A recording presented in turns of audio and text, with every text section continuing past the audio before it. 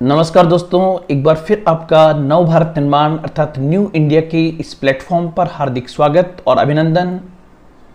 भारतीय राज्य व्यवस्था के उत्तर लेखन शैली विकास कार्यक्रम अर्थात मेंस आंसर राइटिंग प्रोग्राम के तहत 15, 50 और 100 शब्दों में किस प्रकार उत्तर को प्रस्तुत किया जाता है, उसी कड़ी में आज हम इंडियन पॉलिटिकल सिस्टम के एक और महत्वपूर्ण टॉपिक को आपके सामने प्रस्तुत करने के लिए जा रहे हैं, जिसका नाम है वाइस प्रेसिडेंट, भारत का उपराष्ट्रपति। भारत के उपराष्ट्रपति से आपके आरएएस मुख्य परीक्षा में क्या प्रश्न बन सकते हैं, उसका व्यापक विश्लेषण मैं आज आपके सामने प्रस्तुत करने के लिए जा रहा हूं। तो आप पॉलिटिकल सिस्टम के एक और महत्वपूर्ण टॉपिक को इस क्रम में दोस्तों आप बहुत ईमानदारी से, कर्तव्य निष्ठा के साथ, विश्वास के साथ देखें, ताकि हम बहुत बेहतर तरीके से, प्रामाणिकता के साथ, एक ऊर्जा के साथ, एक संचार के साथ आपसे जुड़ सकें और आपकी बातों को समझ सकें। हमारा प्रयास ये रहेगा कि इंडियन पॉलिटिकल सिस्टम को जिस प्रकार से हम 15, 50 और 100 शब्दों में आपके सामने प्रस्तुत कर रहे हैं, आने वाले कल के मेंस में आपके लिए ये एक बहुत इंपॉर्टेंट पिलर साबित होगा। तो दोस्तों, आज वाइस प्रेसिडेंट, भारत का उपराष्ट्रपति हम करने के लिए जा रहे हैं। सबसे पहले बताना चाहूंगा कि वाइस प्रेसिडेंट से आपके क्वेश्चन एग्जाम में क्या क्या बन सकते हैं। सबसे पहला मैंने हेडिंग डाला है, भारतीय उपराष्ट्रपति से आरएएस मुख्य परीक्षा में बनने वाले इंपॉर्टेंट क्वेश्चन क्या बन सकते हैं। तो सबसे पहले देखिए क्वेश्चन नंबर 1, उपराष्ट्रपति पद की संवैधानिक स्थिति क्या है। What is the constitutional position of the vice president.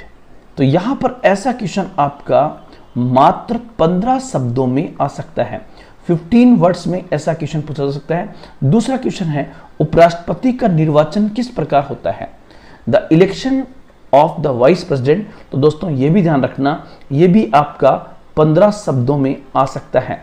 फिर उपराष्ट्रपति के निर्वाचक मंडल में कौन भाग लेते हैं, ये आपका 50 वर्ड्स में आ सकता है। फिर यहां पूछे कि राष्ट्रपति और उपराष्ट्रपति के निर्वाचक मंडल में अंतर क्या है, तो ये आपका हो सकता है 50 शब्दों में। उपराष्ट्रपति के पद के लिए संवैधानिक अहर्ताएं क्या है दोस्तों, 50 वर्ड्स में। उसकी क्वालिफिकेशंस क्या होनी चाहिए, ये वाला होगा। नेक्स्ट, भारतीय उपराष्ट्रपति की शपथ का प्रारूप क्या है, तो ये भी आपका 50 शब्दों में ये क्वेश्चन आ सकता है।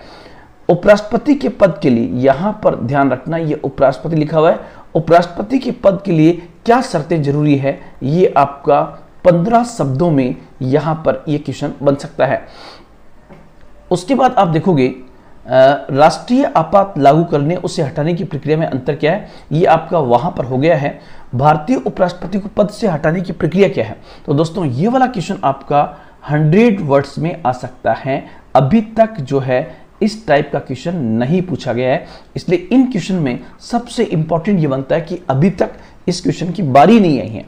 एक आपसे ये पूछे कि यदि उपराष्ट्रपति के चुनाव से संबंधित विवाद उत्पन्न हो तो उस विवाद का निर्णय कौन करता है या किसको दिया गया है, तो आपका इसका उत्तर होगा उपराष्ट्रपति चुनाव से विवाद का उत्पन्न किसको दिया गया अधिकार। एक उपराष्ट्रपति की शक्तियां एवं कार्य बताइए, ये इसमें और इंपॉर्टेंट क्वेश्चन है। भारतीय उपराष्ट्रपति और अमेरिकी उपराष्ट्रपति में अंतर क्या है, ये आपका 50 शब्दों में आ सकता है, क्योंकि वर्तमान में कमला हैरिस जो अमेरिका की उपराष्ट्रपति बनी है, उसकी तुलनात्मक अध्ययन भारत के साथ में पूछा जा सकता है। और एक लास्ट क्वेश्चन ये वाला कि राज्यसभा का सभापति पद पर एक संक्षिप्त टिप्पणी प्रस्तुत कीजिए, right A short note on the chairman of the Rajya Sabha. और ध्यान रखना, आपको पता ही होगा कि भारत का उपराष्ट्रपति ही राज्यसभा का पदेन सभापति होता है, इसलिए वहां से एग्जाम में प्रश्न बनना आपका वाजिब है। अब हम आगे बढ़ते हैं और एक एक प्रश्न को करने का प्रयास करते हैं। सबसे पहले आपसे क्वेश्चन पूछे कि उपराष्ट्रपति के पद की संवैधानिक स्थिति क्या है, what is the constitutional position of the vice president of India. तो यहां पर दोस्तों आप लोग 3 पॉइंट सबसे पहले ध्यान रखोगे जो आपको उत्तर में डालना है। एक तो आपको ये पॉइंट डालना है उपराष्ट्रपति, एक तो उपराष्ट्रपति, दूसरा यहां पर उपराष्ट्रपति के साथ साथ दोस्तों एक चीज का और ध्यान रखना आप लोग, जब उपराष्ट्रपति पूछे तो यहां पर आपको 2 आर्टिकल ध्यान रखने हैं, एक तो अनुच्छेद 63 और एक अनुच्छेद 64। ये 2 पॉइंट यहां पर इंपॉर्टेंट है। ये और एक चाहो तो आप अनुच्छेद 65 भी डाल सकते हो, 65 भी डाल सकते हो। सबसे पहले 63 क्या है? 63 कहता है कि भारत का एक उपराष्ट्रपति होगा। 63 कहता है कि भारत का एक उपराष्ट्रपति होगा। ये बात यहां पर थोड़ा सा मैं इसलिए समझाना चाह रहा हूं कि जैसे उप प्रधानमंत्री होते हैं तो वो उप प्रधानमंत्री एक से अधिक हो सकते हैं, उप मुख्यमंत्री एक से अधिक हो सकते हैं, उपाध्यक्ष एक से अधिक हो सकते हैं, लेकिन ध्यान रखना उपराष्ट्रपति एक ही होगा। दूसरा पॉइंट जो यहां पर दिया गया है वो दिया गया है कि भारत का उपराष्ट्रपति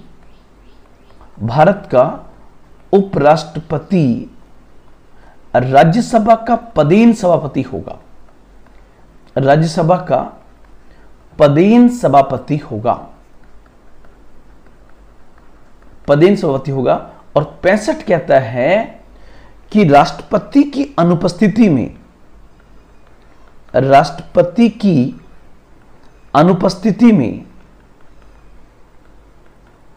अनुपस्थिति में वह राष्ट्रपति के कर्तव्यों का निर्वहन करेगा। राष्ट्रपति के कर्तव्यों का निर्वहन करेगा।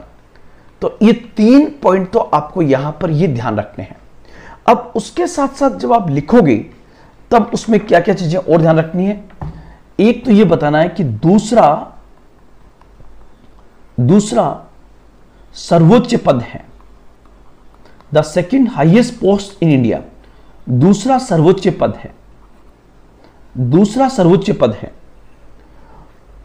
अब जब इतने पॉइंट्स हमारे पास हो गए तब आप उत्तर जो लिखोगे उस उत्तर में 15 शब्दों में आप क्या लिख के आओगे दोस्तों, ये इंपॉर्टेंट है।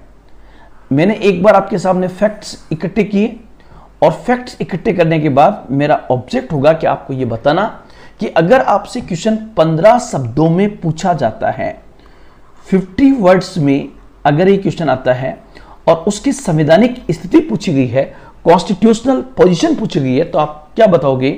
तो आप बताओगे भारतीय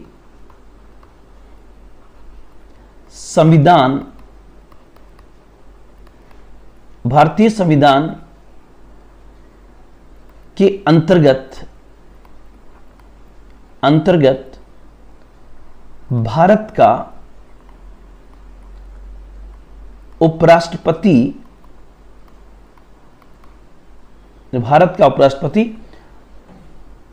और ब्रैकेट में यहां डाल दोगे अनुच्छेद 63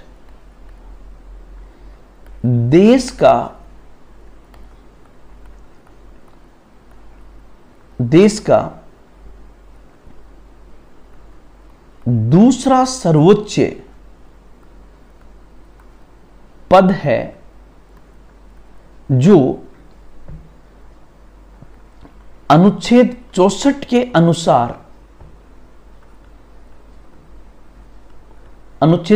अनुसार उपराष्ट्रपति ही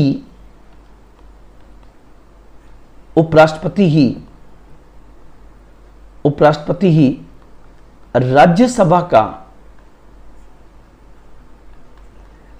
पदेन सभापति होता है। क्योंकि यहां पर यह बात पदेन सभापति वाली इसलिए बताना जरूरी है क्योंकि भारत के उपराष्ट्रपति के पास एज ए उपराष्ट्रपति कोई काम नहीं होता है। सबसे अधिक और जो वेतन भत्ते लेता है वो राज्यसभा के सभापति के रूप में लेता है। तो यहां पर आपको ये चीज एकदम मेंशन करनी होगी बहुत अच्छे से कि यहां पर आपको ये बताना होगा कि भारत का जो उपराष्ट्रपति है वह उपराष्ट्रपति ही राज्यसभा का पदेन सभापति होता है। तो यहां पर आपने जब उत्तर दोस्तों लिखा तो इस उत्तर में, इस आंसर में आप देख सकते हो कि आपने किस किस का हवाला दे दिया। यहां पर एक तो भारतीय संविधान का हवाला दिया, सबसे पहले आपने भारतीय संविधान को यहां पर लिया, फिर भारत का उपराष्ट्रपति होगा अनुच्छेद 63 जो देश का दूसरा सर्वोच्च पद है, जो अनुच्छेद 64 के अनुसार उपराष्ट्रपति ही राज्यसभा का पदेन सभापति होता है। मतलब एक ही लाइन में, एक ही सेंटेंस में आपने दोनों आर्टिकल भी डाल दिए, देश का दूसरा सर्वोच्च पद है ये भी डाल दिया और उपराष्ट्रपति राज्यसभा का संवैधानिक पदेन सभापति होता है ये पॉइंट डाल दिया। तो इतने उत्तर की दरकार यहां पर होगी। अधिकांश लड़के क्या लिखेंगे, अनुच्छेद 63 के अनुसार भारत का एक उपराष्ट्रपति होगा। इससे काम नहीं चलेगा दोस्तों, थोड़ा सा आपको बेहतर उत्तर देना होगा और बेहतर उत्तर देने के लिए आपको बेहतर प्रेजेंटेशन करना होगा ताकि आपका उत्तर का नंबर बहुत अच्छे से यहां पर आ सके। तो इस पॉइंट को आपको स्पेशली यहां पर ध्यान में रखना है। अब हम आगे बढ़ते हैं नेक्स्ट पॉइंट के लिए। दूसरा, उपराष्ट्रपति का निर्वाचन किस प्रकार होता है? यह क्वेश्चन भी दोस्तों आप लोग ध्यान रखना, ये आपके 15 शब्दों में आ सकता है।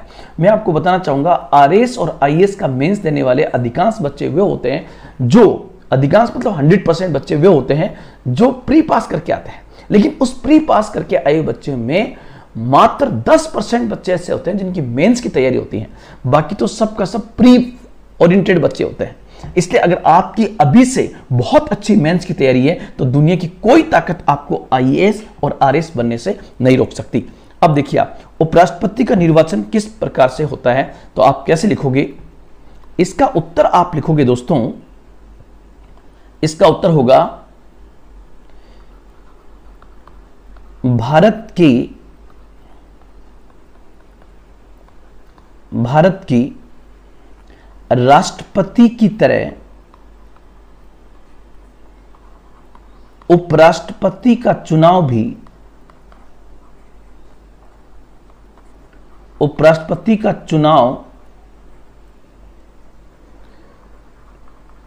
प्रत्यक्ष रूप से जनता द्वारा न होकर एक निर्वाचक मंडल द्वारा, एक निर्वाचक मंडल ब्रैकेट में संसद के दोनों सदनों के सदस्यों के द्वारा, निर्वाचक मंडल द्वारा होता है। बस इतना आप लिख दीजिए, ये आपका बेस्ट होगा 15 शब्दों में। मतलब भारत के राष्ट्रपति की तरह उपराष्ट्रपति का चुनाव भी प्रत्यक्ष रूप से जनता द्वारा न होकर एक निर्वाचक मंडल की तरह होता है, और उस निर्वाचक मंडल में कौन है तो संसद के दोनों सदनों के सदस्य यहां पर होते हैं। अगला क्वेश्चन क्या है? उपराष्ट्रपति के निर्वाचक मंडल में कौन भाग लेते हैं? तो ध्यान रखना, यहां पर फिर मैं इसको क्लियर कर देता हूं। उपराष्ट्रपति के निर्वाचक मंडल में,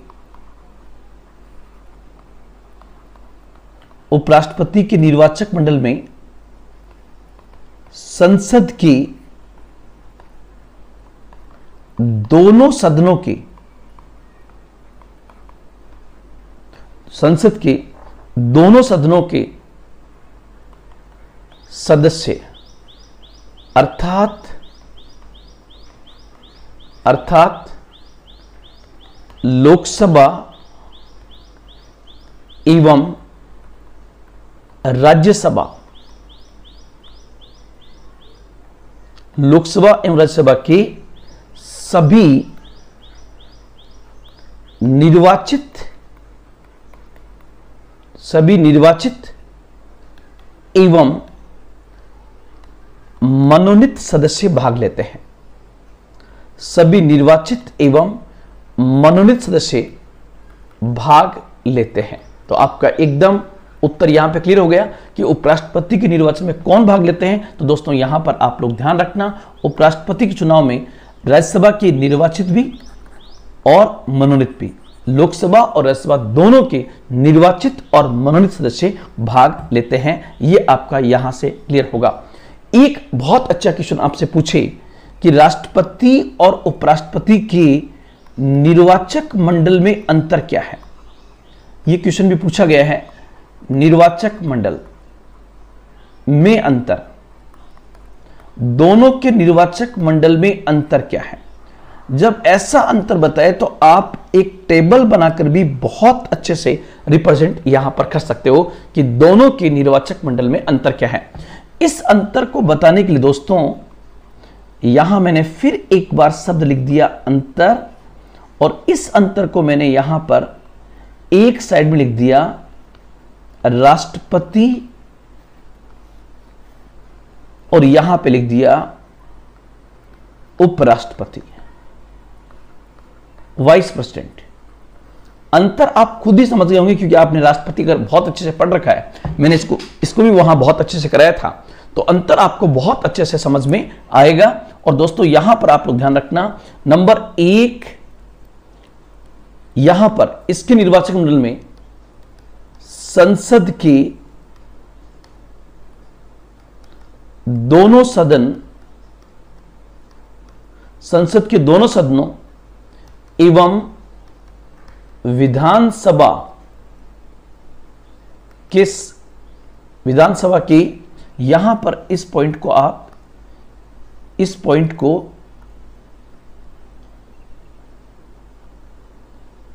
विधानसभा के यहां एवं डाल देना, एवं विधानसभा के सभी निर्वाचित सदस्य भाग लेते हैं। मतलब इसका निर्वाचक मंडल जो है वो किससे मिलकर बनता है? संसद के दोनों सदनों और विधानसभा के निर्वाचित सदस्य मिलकर बनता है। जबकि आप यहां पे देख सकते हो, जबकि उपराष्ट्रपति के निर्वाचक मंडल में केवल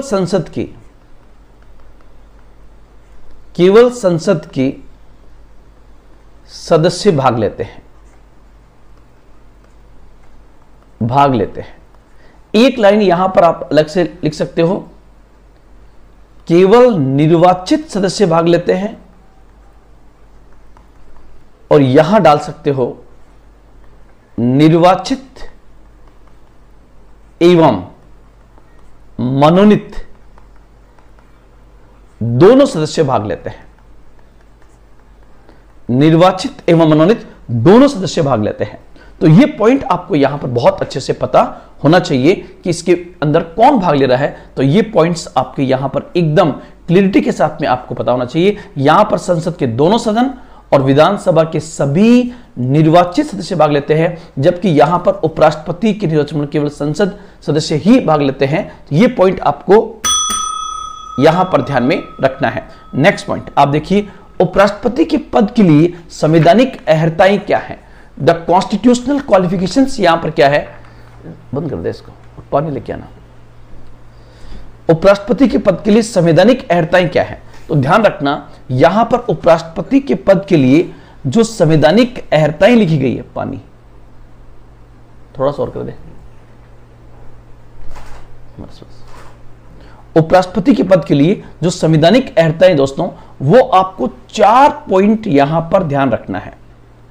जो राष्ट्रपति की संवैधानिक अर्हताओं में आएगा वो 4 पॉइंट कौन से हैं? नंबर 1, वह भारत का नागरिक हो। सबसे पहली अर्हता जो है वह भारत का नागरिक हो। दूसरी है वह 35 वर्ष की आयु पूरी कर चुका हो। 35 वर्ष की आयु पूरी कर चुका हो। और तीसरा इंपॉर्टेंट पॉइंट जो यहां पर आएगा वो आपको याद रखना है, वह राज्यसभा का सदस्य बनने के लिए, राज्यसभा का सदस्य बनने की अर्हताएं रखता हो। आपको कि सर इसका मतलब क्या हुआ कि जैसे एक व्यक्ति राज्यसभा का सदस्य का चुनाव लड़ता है, तो राज्यसभा का सदस्य का चुनाव लड़ने के लिए क्या अर्हताएं चाहिए, वो तमाम क्वालिफिकेशन जो है वो उपराष्ट्रपति के पद के लिए भी आवश्यक होगी। ये इसका मतलब है।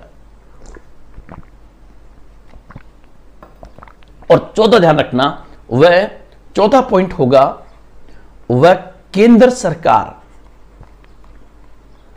या राज्य सरकार के अधीन किसी लाभ के पद पर ना हो। किसी लाभ के पद पर ना हो। तो यह पॉइंट अगर होगा तो 100% उपराष्ट्रपति जो है वो उपराष्ट्रपति चुनाव लड़ सकता है। वह भारत का नागरिक हो, 35 वर्ष की आयु पूरी कर चुका हो, वह राज्यसभा का सदस्य बनने की अहर्ता रखता हो, और चौथा पॉइंट जो है केंद्र सरकार या राज्य सरकार के अधीन किसी लाभ के पद पर ना हो तो उपराष्ट्रपति चुनाव को लड़ सकता है। नेक्स्ट पॉइंट, उपराष्ट्रपति के पद, एक बार क्वेश्चन पूछा गया है, भारतीय उपराष्ट्रपति की शपथ का प्रारूप क्या होता है? तो दोस्तों ध्यान रखना, सबसे पहले तो उपराष्ट्रपति को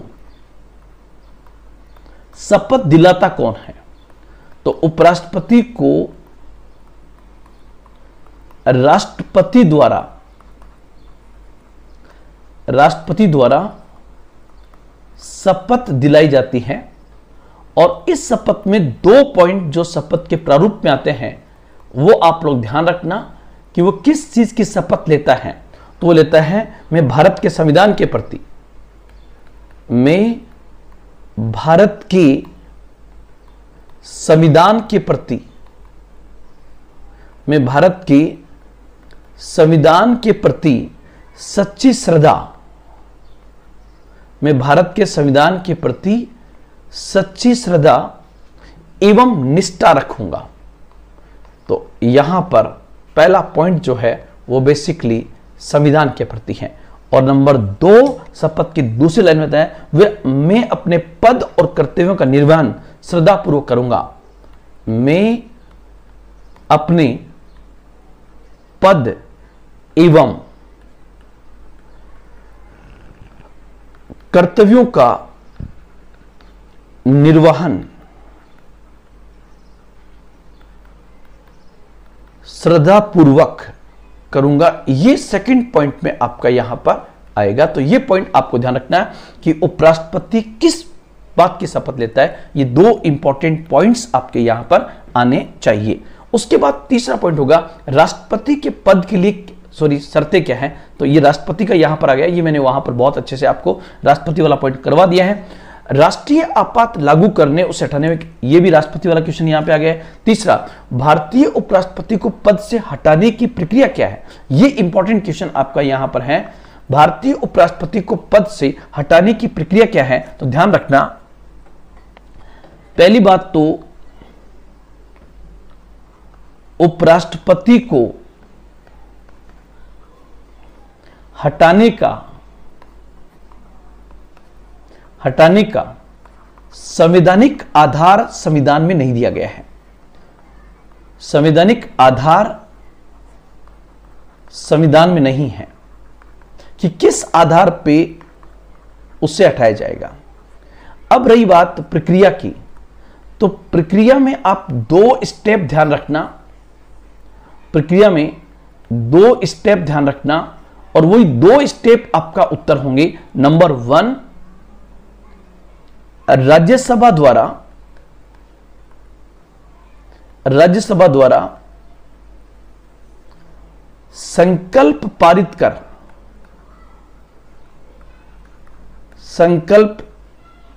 कर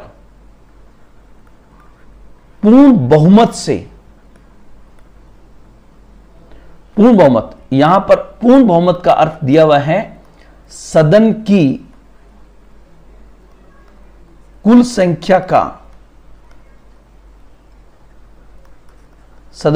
संख्या का बहुमत एवं, ये आप लोगों मैंने पहले बता दिया है, ये आप लोग यहां पर ध्यान रखना। और पहला, राज्यसभा एक संकल्प पास कर दे सबसे पहले, मतलब क्या होगा, उपराष्ट्रपति को पद से हटाने की प्रक्रिया की शुरुआत सबसे पहले कहां से होगी, तो उत्तर होगा राज्यसभा से। और दूसरा फिर इसमें होगा स्टेप सेकंड जो होगा वो आपका होगा लोकसभा की सहमति आवश्यक, लोकसभा की सहमति आवश्यक होगी। मतलब क्या होगा कि अगर उपराष्ट्रपति को हटाना हो तो उसे हटाने के लिए जो संकल्प लाया जाएगा वो संकल्प पहले राज्यसभा बहुमत से पास करेगी, और राज्यसभा बहुमत से पास करने के बाद वो लोकसभा में आएगा, और लोकसभा यदि साधारण बहुमत से अपनी सहमति दे देती है तो पास माना जाएगा, और इस प्रकार पास करने पर उपराष्ट्रपति को पद से हटा दिया जाएगा। लेकिन यहां पर ध्यान रखना, अचानक नोटिस नहीं लिया जाएगा, नोट करके ध्यान रखना, राज्यसभा में इस प्रकार का संकल्प लाने से पहले 14 डेज बिफोर नोटिस देना जरूरी होगा, मतलब 14 दिन पहले पूर्व सूचना देनी जरूरी होगी। यह पॉइंट इसमें आएगा और उसे किस आधार पर उठाया जाएगा, इसका कोई संवैधानिक आधार जो है वो संविधान में नहीं दिया गया है, बाकी सबका दिया हुआ है, केवल उपराष्ट्रपति का यहां पर नहीं दिया गया है। उसके बाद यदि उपराष्ट्रपति के चुनाव से उत्पन्न किसी प्रकार का विवाद उत्पन्न हो जाए तो ध्यान रखना दोस्तों, उस विवाद की शंका और समाधान करने का निर्णय, ध्यान रखना क्वेश्चन क्या पूछेगा कि यदि वाइस प्रेसिडेंट उपराष्ट्रपति के चुनाव से संबंधित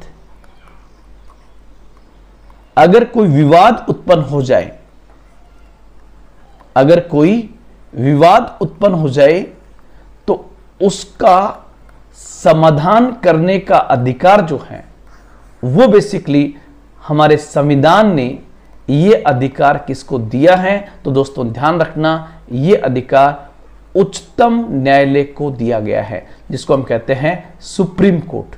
ये अधिकार बेसिकली उच्चतम न्यायालय को दिया गया है, अर्थात सुप्रीम कोर्ट को यह अधिकार दिया गया है। तो इस पॉइंट को भी आप बहुत अच्छे से ध्यान में रखना। नेक्स्ट पॉइंट, उपराष्ट्रपति की शक्तियां एवं कार्य बताएं। उपराष्ट्रपति की शक्तियां एवं कार्य बताएं मतलब उसकी पावर्स और फंक्शंस क्या है, उसमें आप लोग ध्यान रखना। सबसे पहले आप यहां पर एक शुरुआत कर देंगे क्या कि भारत का उपराष्ट्रपति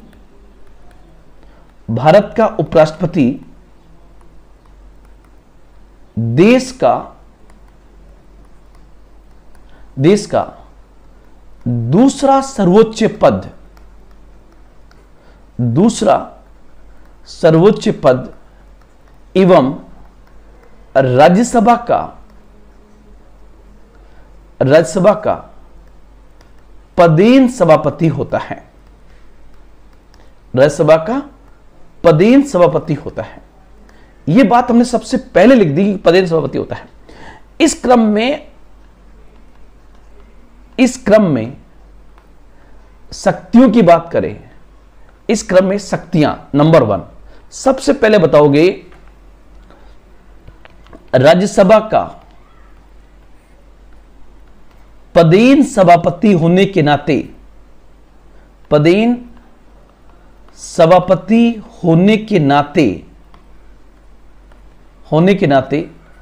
उसके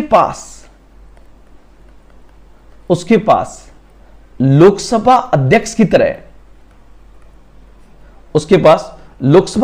की तरह सदन को चलाने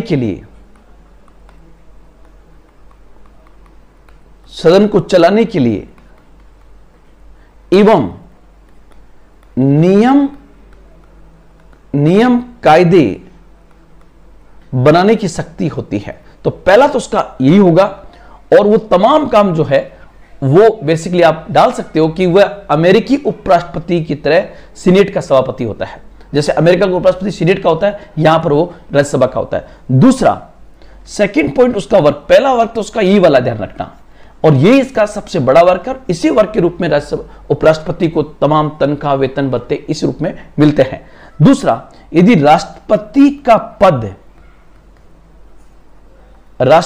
का पद अचानक रिक्त हो जाए, अब वो अचानक रिक्त कैसे हो सकता है, या तो वो त्याग पत्र दे दे, या मृत्यु हो जाए, या हटा दिया जाए, तो इनमें से अचानक रिक्त हो जाए तो भारत का उपराष्ट्रपति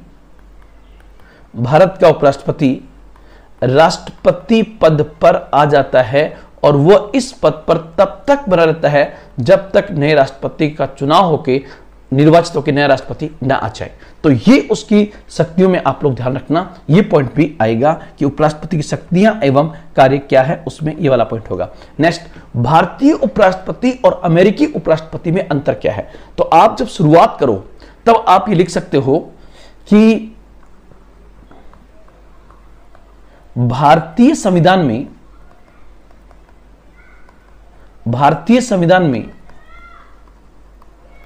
उपराष्ट्रपति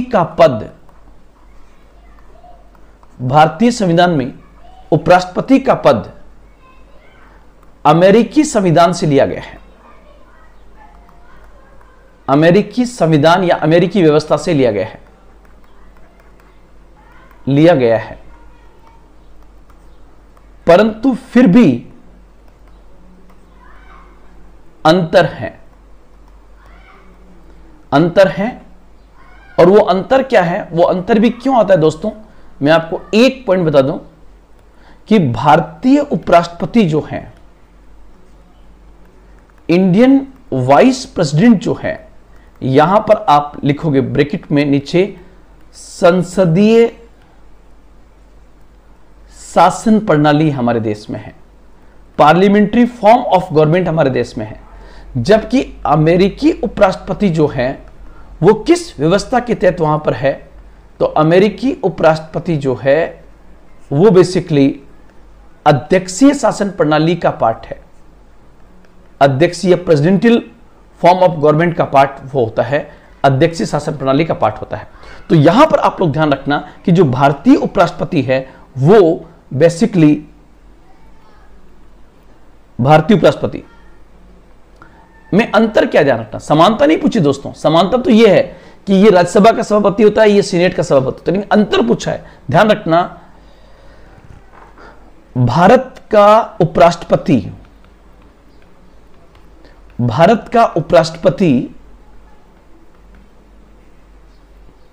राष्ट्रपति का पद रिक्त होने पर, राष्ट्रपति का पद रिक्त होने पर पूर्ण राष्ट्रपति के रूप में, पूर्ण राष्ट्रपति के रूप में शेष कार्यकाल तक नहीं रहता है।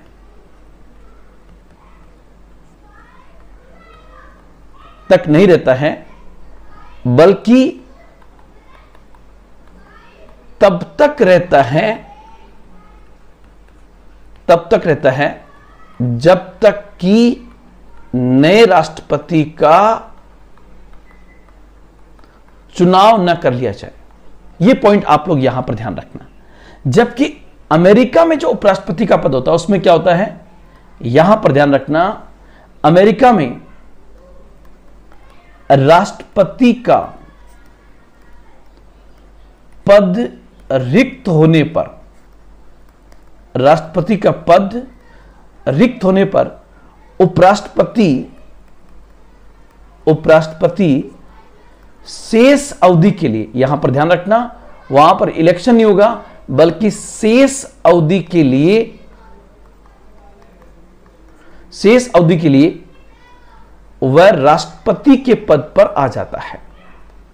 यह पॉइंट आपको यहां पर बहुत अच्छे से ध्यान में रखना है। बाकी समानताएं हैं। फिर एक आपसे पूछे कि राज्यसभा के सभापति पद पर एक संक्षिप्त टिप्पणी प्रस्तुत करें, तो इसमें आप क्या लिखोगे दोस्तों, तो ध्यान रखना, यहां पर जब आप लिखोगे तो यहां पर आएगा राज्यसभा के पीठासीन अधिकारी को,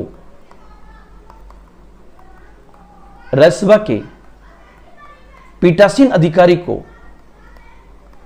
सभापति एवं उपसभापति कहा जाता है।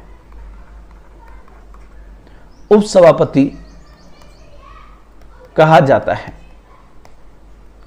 अनुच्छेद 64 के अनुसार भारत का उपराष्ट्रपति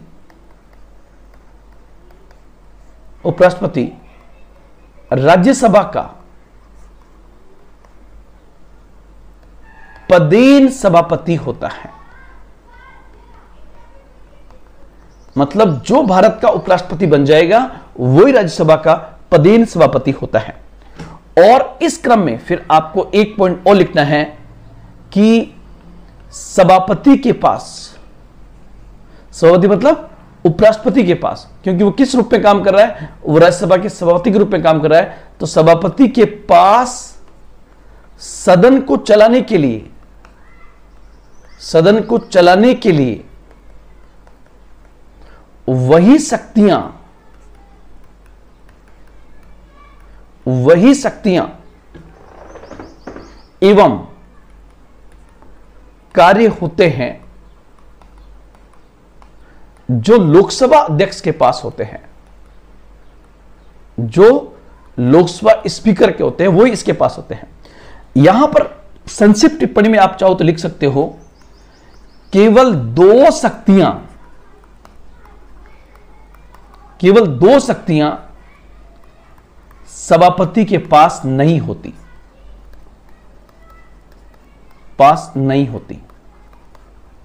वो कौन सी है? एक तो धन विधेयक को प्रमाणित करने की शक्ति, ये केवल लोकसभा के पास में है। धन विधेयक को प्रमाणित करने की शक्ति जो है वो केवल उसके पास में है। और दूसरा पॉइंट आपको जो यहां पर डालना है वो यहां पर डालना है कि वह संयुक्त बैठक की अध्यक्षता करता है। वह संयुक्त बैठक की अध्यक्षता करता है। कौन? लोकसभा अध्यक्ष, जबकि संयुक्त बैठक की अध्यक्षता सभापति नहीं करता है। तो यह बिंदु भी आपको बहुत अच्छे से यहां पर दोस्तों ध्यान रखना है। आज हमने उपराष्ट्रपति के पद को लिया। आज इतना ही, फिर मिलेंगे भारतीय राज्य व्यवस्था के एक नए टॉपिक के साथ। जय हिंद, जय भारत।